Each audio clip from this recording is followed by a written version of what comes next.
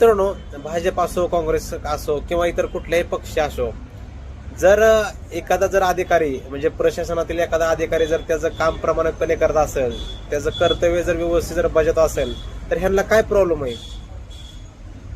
ह्यांना दुसरी गोष्ट नाही, ह्यांना खायला भेटत नाही. हे जे काय हे असतात ना आमदार खासदार, ह्याच्यामुळे हे असे त्यांना करतात. तुम्ही बघू शकता जे काही IAS तुकाराम मुंडे आहेत, ह्यांचं एका भाजप आमदारानं निलंबन व्हावं अशी त्यांनी हिवाळी जे काही अधिवेशन चालू आहे आपल्या विधानसभेचं, त्याच्यामध्ये त्यांनी मागणी केली आहे. जे काही भाजपाचे आमदार आहेत कृष्णा खोपडे यांनी, त्यांचं असं म्हणणं आहे की जे काही तुकाराम मुंडे आहेत हे त्यांना अधिकार सुद्धा नसताना ते त्यांचं म्हणजे इतर अधिकार ते गाजवतात किंवा हुकुमशाहीप्रमाणे ते काम करतात असं त्यांचं म्हणणं आहे. हे जे काही आमदार खासदार हे कसं आहे, ज्यावेळेस ह्यांना खायला भेटत नाही त्यावेळेस हे अशा अधिकाऱ्यांना म्हणजे हे करत असतात, कुठे म्हणजे त्यांचं निलंबन करण्याची मागणी करतात किंवा काही त्यांना उचल बांगडे कर, ह्या ठिकाणाहून दुसऱ्या ठिकाणी त्यांना ट्रान्सफर कर, हे असं अधिकाऱ्यांना करतात. ह्यांना काय प्रॉब्लेम आहे? त्यांचं काम ते प्रामाणिक करत आहेत ना, तुम्हाला काय प्रॉब्लेम आहे?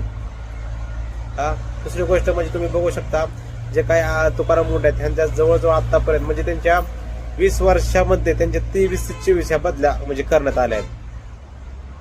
कसं आहे, जर तुम्ही जर अशा अधिकाऱ्यांना जर त्यांचं काम प्रामाणिकपणे करत असताना जर तुम्ही जर आडवं येत असाल तर आपला देश कधीच पुढे जाऊ शकत नाही किंवा कधीच आपला जे काही कारभार आहे तो कधीच म्हणजे पारदर्शक होऊ शकत नाही. कारण कसं आहे, आपल्या राजकारणी लोकांना खायची म्हणजे कुठेही घाण खायची सवय लागलेली आहे, त्याच्यामुळे असे करतात.